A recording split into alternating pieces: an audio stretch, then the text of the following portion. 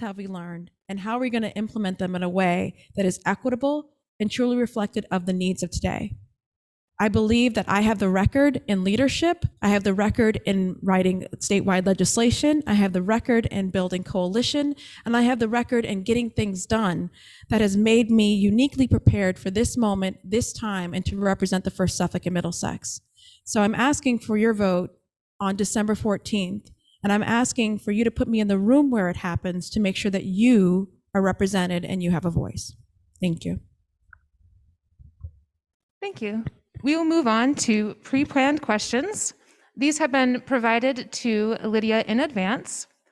The first question I will read in Spanish and then the translated version. Somos un país y una región de inmigrantes.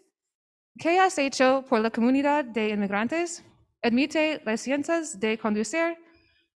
¿Qué ha de convertirse en un estado santuario? We are a country and region of immigrants. What have you done for the immigrant community? Do you support driver's licenses for immigrants? What about becoming a sanctuary state? And this is an anonymous question. Gracias por este tiempo. Yo voy a explicar en español y después en inglés. Primero sí, yo tengo un récord ya para muchos años ayudando a la comunidad de inmigrantes.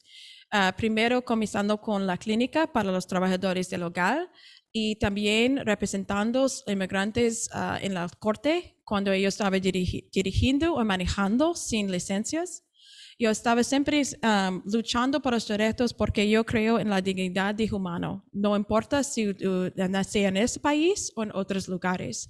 Entonces, simplemente yo soportar licencias para todos y también yo creo que es muy importante para nosotros para tener confianza en la policía para separar las policías locales con los sistemas federales para inmigración.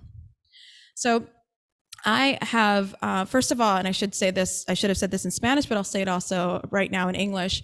I have been a long supporter and advocate for immigrants and immigrant rights.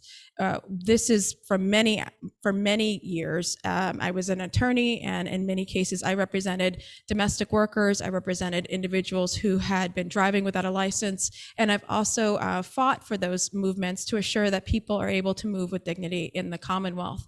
I believe, quite frankly, that a person's humanity and dignity is not defined by a piece of paper. I also believe, quite frankly, for trust in the police, we need to separate police and their crime investigations from the federal government and our federal immigration system. The two do not need to be married. What we need is criminal law enforcement and to be separate and for us to be investigating. Being here without documents is not in and of itself simply a criminal act. In many cases, I have friends who are in the process of becoming US citizens, and I don't want that ever to be seen as a criminalized thing. I also want to thank many of the immigrant women and men who taught me Spanish, who taught me Portuguese, who taught me about organizing, and I am forever in their debt. And if East Boston is too, we are a community of immigrants. We are only second to Ellis Island in the amount of immigrants that came to this country and helped become Americans in this country and helped to build our country. So I think it's only part of our roots to make sure that we support, uplift, and work with immigrants. Thank you. Our next question comes from Heather O'Brien, an Orient Heights Neighborhood Council member. She asks, what actions have you taken to protect the environment, such as the Belle Isle Marsh and wetlands? Sure. And this is why especially I want to be a senator, because our environmental justice is deeply connected. It doesn't end at the end of a city's borders, and no one city can handle the absolute cleanliness of our air or making sure that we have a waterfront that is accessible. That is a regional conversation. And so as a city councilor, I have already taken on fights against the substation. I held the first 5-hour hearing where we required Eversource to come and answer questions for the first time in English and Spanish in East Boston.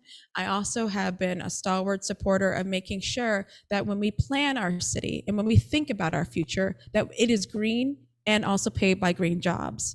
One of the best examples is in Suffolk Downs, where we specifically were centering the marsh and making sure it was protected from overdevelopment, while at the same time making sure that we built and had jobs that were available that were union. The two can come together, and we want those jobs also to be green. I think what's really important also is that the standards that we set in Boston could also be replicated statewide. BERDO, for example, the Building Emissions Reduction Act, is something that we did pass in Boston. And that actually helps with a reduction of emissions, where about 7% of buildings are responsible for 80% of the environmental emissions. We could be building better, stronger, and creating more jobs. And that's something we push through. The first piece of legislation that Mayor Wu signed, I wrote, and that was to divest from fossil fuels. Upon her signature, $65 million of Boston's money was divested from fossil fuels, and we will not be investing in fossil fuels going forward. That is one of the best fiscal decisions we could make as a city, and I hope to be part of helping to make that decision as a state. The return on investment for green infrastructure, green alternative energies is exponentially higher than fossil fuels. Fossil fuels should stay in the ground. We should be doing everything we can to be building infrastructure with our federal money to make sure that we are building a greener future. That's the way forward. And so I have the record at the local level, just in planning, in actual legislation, and also have proposed pre-tax benefits to actually help a lot of workers save money. Pre-tax benefits as a requirement in Boston would require that employers offer these benefits to people to make it cheaper for them to commute to work and use public transportation. That is something actually Representative Steve Owens, who's endorsed me, mentioned was the inspiration for him to file the statewide bill. So I'm already part of this conversation, and I look forward to hopefully getting more pre-tax benefits, making sure we're building greener, and also developing with an eye towards the region that is green and protecting our marsh. Thank you. Our next question comes from the Harborview Neighborhood Association co-chair, Skip Marcella. He says, candidates have both spoken about the need to improve the infrastructure in our schools and how important education is. How do you propose to fund these improvements? So I am a product of public schools, and I deeply believe that but for the incredible teachers I had and the fact that the education was free and close to my home, if I didn't have those opportunities, I would not be here today, the first homeowner in my family, the first attorney in my family, and honestly, the first politician and running for office in my family. I'm literally living like my ancestors' wildest dreams, being here, being able to do this. Many of you are as well. And so I believe so deeply that we need to keep education free, we need to keep it public, and we need to keep it at a quality that parents feel like they have options for them to choose from. Now, how does that get paid for? Well, you need to define what is education first. It isn't just in the school building from 9 to 5. I was in many daycare systems because my mother was a single mother raising myself and her twin sister. But we had daycares available on the military bases that we grew up. As you know, my mother is an Air Force veteran. And that system allowed my mother to go to work, having good, affordable daycare. That is part of our education system. The next part, of course, is the 9 to 5 or the regular school system that starts at K0 and continues on. But let's not forget after 5 o'clock. You know, my sister and I were very busy. I was in band, I played the oboe. I was able to do that for free and learn music and be in art classes. I had after school programs that were vibrant. I had summer camps. All of these things were available for little to no cost. That is also part of our education. And it does cost a lot of money. And it should, because it's worth the investment. So how do you pay for that? Well, we do have some federal money, and that's an investment that's probably generational. The other thing is to look, quite frankly, at the Fair Share Tax Amendment, which I have supported. The Fair Share Tax Amendment would be for people who make over $1 million, and that they would be taxed a certain percentage over that first $1 million that they've earned. And that would go to two things: transportation infrastructure and education. That's the long-term plan and long-term systemic way in which we can fund our education system, and it works. I also think that we need to truly, honestly define education and our structures as our buildings. As you know, in East Boston, we have the oldest buildings in Boston. So whether these buildings are safe, lead-free, whether they have HEPA filters, all of these different things are important that we also have funding. And we should absolutely be looking to our neighbor, Massport, to help pay for that. They have an agreement, a pilot program, a payment in lieu of taxes with Massport. And I would use that same agreement throughout the region for Winthrop, for Revere, and to continue for Boston to make sure that their payment in lieu of taxes, because they're not taxed, is also helping to build up our education infrastructure. So I would definitely flex my LLM degree and my master's in tax to continue up with different ways to come up with ways to fund our education. But I think I've talked a great deal, and I don't know that you guys like taxes that much, but still happy to continue that conversation, Skip.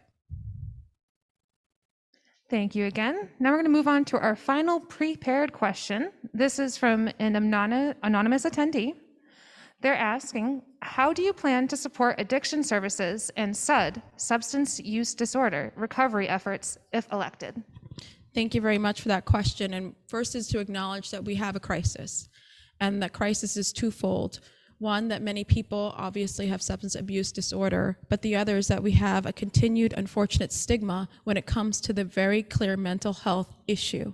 That is what it is fundamentally. It is a health issue, and unfortunately people have seen it as a character flaw. I've seen it with people who are in my family, my friends. I've seen how they feel judged and how it's even harder to come forward for help.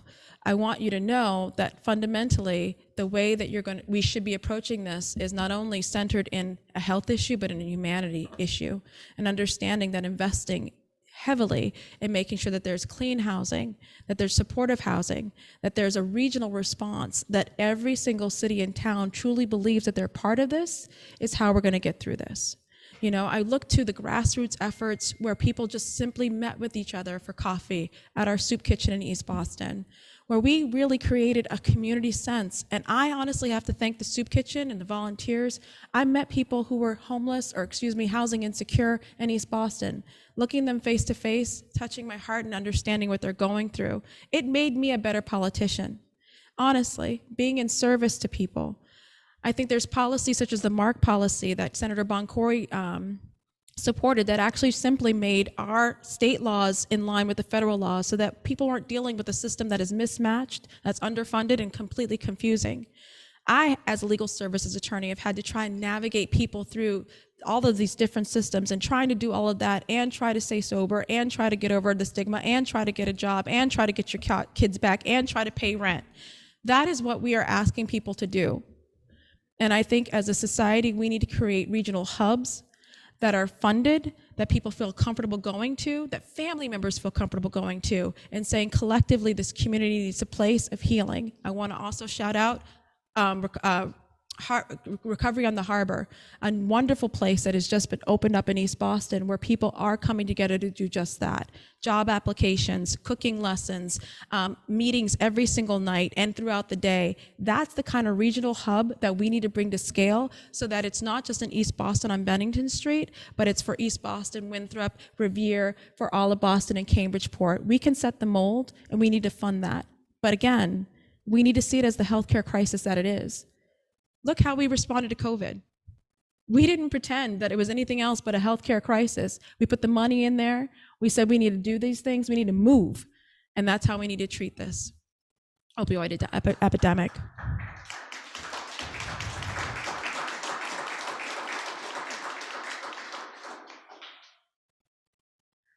These next 6 questions were chosen right before the start of this event and have not been prepared for. The first question is also from an anonymous attendee. They ask, what do you understand to be the top 3 areas for concern for East Boston residents, and how will your work in the Senate address these concerns? In the time that I have been a city councilor, there have been recurring themes around 3 areas: housing, environmental justice, and education. And when it comes to housing, it is a regional issue and regional concern. We need to start to define affordability based on the actual incomes of the people in the neighborhoods, instead of by some rubric that includes Newton and includes Brookline and other cities that have much higher average incomes. We need to also begin to plan at a regional level I'm proud to have introduced and passed the first zoning amendment that actually looks at equity in order to approve a building and whether it makes a community more equitable and accessible and diverse. And I also believe that we need to be pushing, quite frankly, for more from developers. I'm proud to have also set up the first neighborhood housing trust in the city of Boston with well over $2.5 million in there to start. We've also gotten well over a couple $100,000 more in that housing trust. And who's going to control that money? The people of East Boston. The 12 names will be submitted to Mayor Wu, and they will control whether it goes to rent assistance, down payment assistance, housing trusts, or land trust, excuse me. That's what I believe you should do with any issue.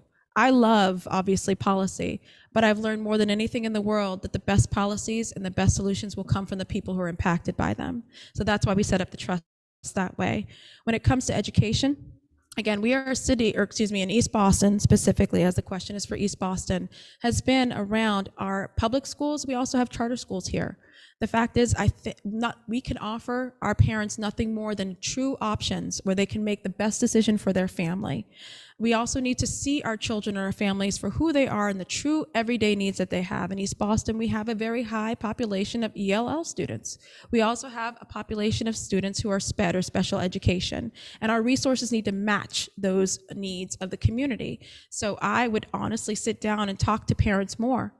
Again, the people most impacted by our policies are the parents who have to get up and work every day in this pandemic, who had to babysit their kids, who had to try and educate their kids on Zoom for the first time. I feel for a lot of the parents who were doing everything they could and trying to work and put food on the table. Again, policy centered in how much do you need, but also where do you need it, coming from the people who are impacted. That's for education. And finally, environmental justice. You know, we have a highway coming through our city. I have asthma. Majority of the kids, excuse me, not a majority of the kids, but many children in East Boston also have asthma. It is not helped by the fact that we have a highway or that we have Massport and that we haven't had a true assessment of the impact, the environmental impact from Massport, where we are truly measuring their ultrafine particulates that they are dropping on us on a regular basis, or even noise pollution. And honestly, that's a regional concern and issue. I heard about that on the streets in Winthrop and in Revere. We want true transparency so we can actually get true mitigation. And that's something absolutely I could be working on as a senator. This next question was submitted by Mutual Aid Eastie and was provided in both Spanish and English. So I will begin with the Spanish version. ¿Apoyas el levantar a la prohibición de control de renta para dejar que los municipios deciden sobre una opción local, como lo propuesto por Representatives Alugardo y Connolly in H1378? Do you support lifting the ban on rent control and allowing municipalities to enact a local option, such as what is proposed by Representatives Alugardo and Connolly in H1378? De nuevo, yo voy a comenzar en español. Sí, yo soportar esos movimientos en esa ley para ayudar a la gente, las ciudades, para decidir qué es mejor para ellos, separados. Si, Cambridge necesitan, tal vez Winthrop no necesitan, tal vez New Bedford necesitan y tal vez Fall River no quieren. Pero yo voy a dejar las ciudades y las comunidades decidir si es mejor para ellos. So I personally think that yes, we should be lifting the ban because that's a one-size-fits-all response. The fact is, every city, and as a city official, there's a special kind of formula and a special kind of rhythm that you know about your neighborhoods that you represent in your city. What works in Cambridge may not work in Winthrop. What works in Revere may not work in Fall River. But this ban is saying none of you can even consider the conversation. I would lift the ban and let every locality at least have the conversation and be true and transparent about what they want to do. By the way, the ban is on all forms of rent control, and it comes in hundreds of different forms. It can come on private, it can come on public land, it can apply to small properties, it can apply to large properties only. There's so many different ways to deal with this. It could be temporary, it could be permanent. I would prefer that Cambridge be able to do that and make that decision. I would prefer if Winthrop wants to opt out that they can as well. I don't think the two need to be mutually exclusive, but right now, this one size fits all ban, no talk about it, isn't helping anybody. This next question is from an anonymous attendee and was submitted directly to you, Councilor Edwards. Can you please explain what you meant by an alternative police mechanism that is unarmed, community-based, community-designed, and is about healing? And please provide some examples of how this would look and how you determine which calls you'd send this mechanism to. Thank you. Well, you can look to SOAR. That's the real lived example that we have in Boston. It's called the Street Outreach Network that we currently use. These are people, individuals, street workers who are responding immediately to gang violence, responding to a shooting, responding to a death in our neighborhoods that have a crisis. They respond unarmed. They respond ready to heal. They respond ready to deal with trauma. They are trained to deal with that. They live in the communities and they come out in many different languages to stop retaliation. That is a perfect example of what we have, and that's what I'd love to see brought to scale. I've been trying as a city councilor to bring a SOAR program over here to East Boston, but they're not funded at a level that they can be citywide. So they went to the hottest parts and the communities that have the hardest amount of shootings right now. I think if we brought them to scale, we might actually help to calm down a lot of tensions in communities and prevent a lot of violence. So that's a real lived example of what I'd like to bring to scale. That's what I meant, and that's the example that I look at. We also have a hub program. If you've seen, it works very well in Chelsea, where they actually bring the police, they bring clinicians, they bring youth workers, they bring, also therapists, and they bring them all in the same room, and they talk about maybe a child that seems to everyone they know. They'll talk about Johnny and say, have you heard from Johnny? Have you seen him? And they understand, we haven't heard from him in a while, or he's doing something different, or he was found with some marijuana, or whatever it was. And they're trying to get to him or her at 14, at 13 years old and saying, now let's redirect. There's some youth jobs that we need to put them in. There's some opportunities to work. I've actually asked to recruit them into my office specifically. So these programs work because it's centered in healing, it's centered in conversation. I don't believe any child especially is to be thrown away or given up on. I think it's a failure on us if they feel that the way that they feel protected and the way that they feel strong is by having a gun. We have failed them as a society. So I don't know that necessarily following up or going to them with a gun is the way to lead this conversation. I want to be very clear. I obviously voted to fund BPD, the Boston Police Department. I voted, and boy, did I catch a lot of hell for it. But I believe that you can do both. I believe that you can have an accountable, transparent, good police department, and you can also have an alternative that prevents, hopefully, a lot of violence, that we're meeting people where they are in the languages that they speak in the safest way possible. I want both. Our next question comes from Paul Capurso, an Orient Heights Neighborhood Council member. As you are aware, the residents in this district pay some of the highest car insurance rates in the state, along with Lawrence, Brockton, and Lynn. It has been well known that the reason our rates are high isn't because of thefts, but because of recorded accidents and break-ins arising from Logan parking garages. Several years ago, if I remember correctly, the statistics showed the majority of accidents in the district involved vehicles that were not registered in this area. I ask, would you be willing to work with the Insurance Rate Setting Bureau and mandate a discount for the residents who are deeply impacted more than anyone else in this state who deal with tunnels, the airport, etc.? Absolutely. I would not only be willing to do that, but I would hope that we could lead on that and show that this is an unfair impact that is thrown on us and our shoulders, like many other unfair impacts from the airport and Massport that we end up paying for literally out of pocket, whether it's also in time as well, because they have failed to account for the fact that they are in our neighborhood of East Boston. They are a guest here. You are an institution here in our home. We did not move into the airport. And I think that there's a real disconnect sometimes that I'd love to help spearhead that conversation and right size it and right course it, so they don't forget that the neighborhoods and the cities of Winthrop, Revere, and Boston were here first, and that they need to be centered no matter what. Thank you. This next question, again, comes from the Harborview Neighborhood Association co-chair, Skip Marcella, saying, our streets are unsafe due to motorists that do not obey the laws, speeding, running red lights, driving up one-way streets, not stopping at stop signs, etc. What do you propose to make our streets safe again? So that's both a city council and also Senate response to that.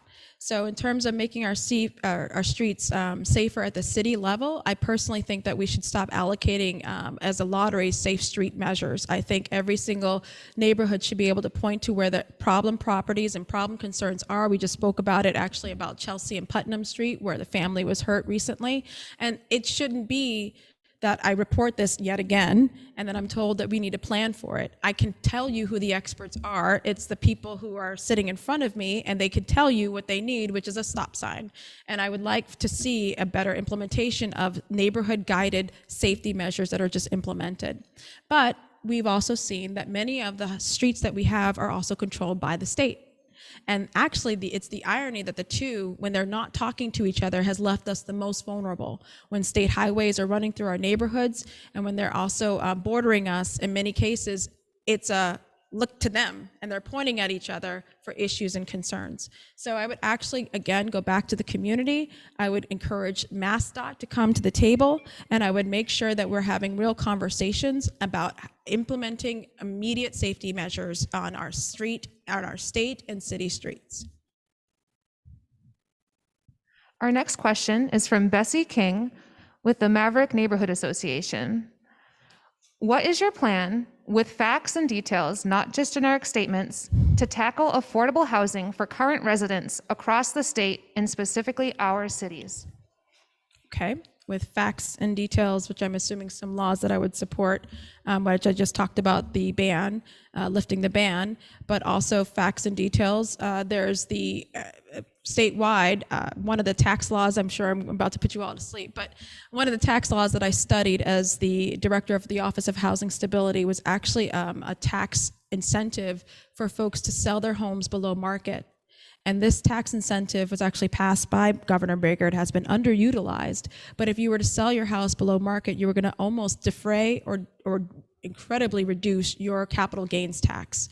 That could have been used in many cases to help create new homeowners, because I believe fundamentally home ownership is the way in which you stabilize a neighborhood. Home ownership is also how you can assure generational wealth and also help bridge overcome the housing crisis. The other parts that I've studied and I'd love to see implemented is incentivizing more cooperative housing, more co-ownership, and the ability for people to own and purchase a triple-decker together, so that we are actually looking at more people purchasing a future in common. Land trusts work. We have the Dudley Street Neighborhood Initiative in Dudley Square that has well over several hundred properties that are made sure to stay cheap or at least affordable for generations to come. So all of these different ways, you can absolutely make sure that you have not only planned, but the state can incentivize, can also help put ARPA funds and different ways to assure that we are creating an affordable future. So that was the law, that's some practical pilot programs, of course, making sure we enforce and understand tenant rights and making sure we understand landlord obligations as well. This next question will be our final one of the long form, not pre-planned questions. It comes from Jessica Curtis with the Harborview Neighborhood Association. Much ink has been spilled on the outsized role Massport plays in our neighborhood's environmental health. Talk of the airport's expansion through more flights and bigger planes slowed, but didn't stop during the COVID-19 pandemic, with very little mention in the popular press of community impacts or whether Massport should be expanding as the climate changes and sea levels rise. These conversations are often separated, as if we can have expansion without considering the environmental impacts on our health. What opportunities will you take if you are elected senator to right-size the role that impacted communities should play in setting economic, environmental, and climate change policy for Massport in the years ahead? That's an excellent question, and I think we have a perfect example of what happened on our seaport or on our coastal line when Massport just essentially ignored or didn't really follow a lot of our local zoning. Because they're quasi-state, they're able to kind of build at a level that's faster and get through different what other developers would have to go through. Massport doesn't have to really be adhered to, especially in our shipyard, another controversial project that's coming up. So I think the first thing, because I've been trained as a city councilor and understand zoning at an intimate level, I would be sitting with Massport and saying, you need these guidelines, these hard-fought zoning laws matter, and you need to comply with them if you're going to be building and developing in East Boston. That's number one. Number two, in terms of the way that we have negotiated with Massport, it really comes down to you can grow a little bit, then you get a park or a little bit of a park, and you can do this and you can do that. And there really needs to come down to that is not a true compensation for our neighborhood. They've taken a lot more than they have given, and we need to just simply set a firm standard for what they need to be paying, what they need to be giving, and how they need to contribute, whether they're allowed to expand or not. They've gotten $50 million at least from the federal government to help recoup from the loss of travel. And we need to also say, like, you have been made whole. We need to be made whole. You're still fulfilling a lot of your promises, red, blue line connector and so on and so forth, that you need to be making us whole. And we also need to really honestly ask ourselves, is Massport, how Massport has contributed on our pilot payments. Those are payments in lieu of taxes. And they are up for renegotiation this year. I think they should be made public. I think there should be able to be a public comment on them. And we need to be deciding if they're actually giving what is fair and worthy and valuable, not just to East Boston, but to the region. So there's some good conversation. I'm telling you, I'm looking at the generations of experts who've had to deal with this right now. I would look to you again, not just for the laws, but for the standards we need to set for Massport. And I would look for you to help me write those laws that actually enshrine those standards, to make sure that we're actually making sure that Massport is the best neighbor that they possibly can be.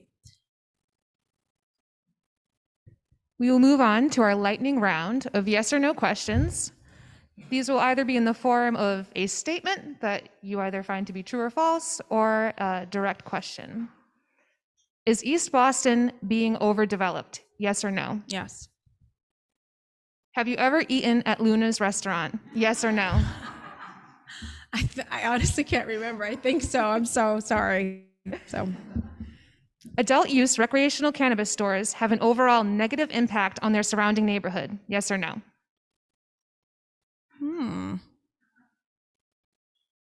An overall negative impact? So they're saying, just make sure I understand the yes or no, say that adult use recreational pot stores have no impact on their neighborhoods? A negative impact on the surrounding neighborhood. So a negative impact is so no impact. Am I understanding the question correctly? Yeah, like a bad. Have a negative impact. Yes. Sorry, I'm thinking negative like zero, less than zero. Yeah. So yes or no, do pot stores, have a negative impact on their overall? On the community, on the surrounding community, yes. No. Do you support the current citywide mask mandate? Yes or no? Yes. The full name of the pedestrian and bicycle path that runs from Orient Heights to Maverick Square is called the Mary Ellen Welch Greenway. Yes or no? The bikeway, the greenway? Yeah, it's Mary Ellen Welch. Do you take the blue line to work? Yes or no? Sometimes. So yes, I guess, because I take it sometimes, so yes, but not all the time. It's true. That's the truth. When entering a rotary from a multi-lane street, Oh, do you man, wait no. for all lanes to be clear before proceeding no, into the rotary? Yes or no? In true disclosure, I failed my driver's license test at 17. I never thought I'd have to say that. I failed it. So I try to take the T, okay? I'm sorry. I really am bad. No, that's not fair. I won't. I'm sorry. If it's a driving, I failed the test, okay? It was traumatic enough. That's 20 years ago, all right? I'm still paying for it, apparently. Jesus. The public beach in Orient Heights is known as Continental Beach. Yes or no? Constitution Beach? No, but Constitution Beach. So no, sorry.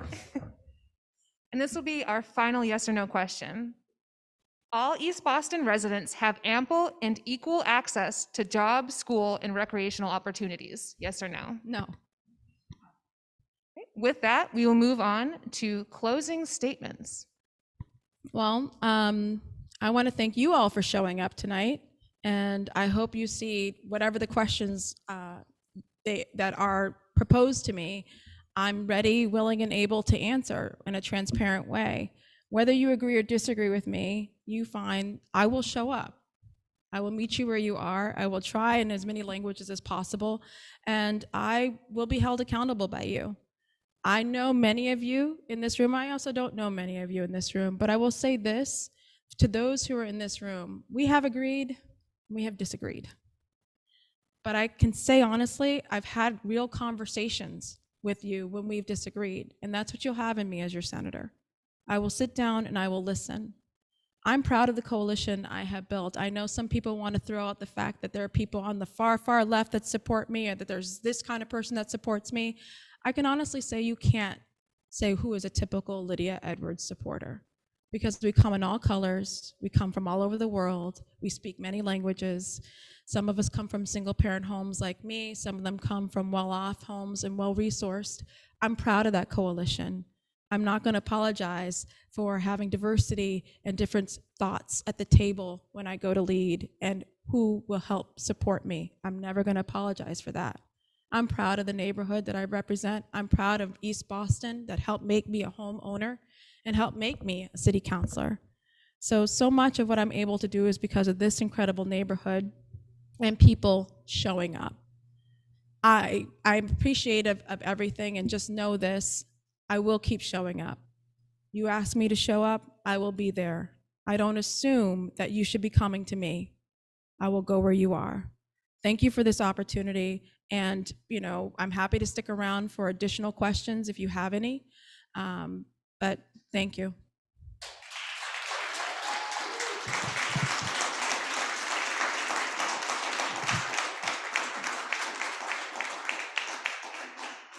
All right, and with that, we will close out the live stream in the Zoom and provide a transcript of the questions and responses following this evening, both in Spanish and in English. Thank you so much. Ronnie. Thank you.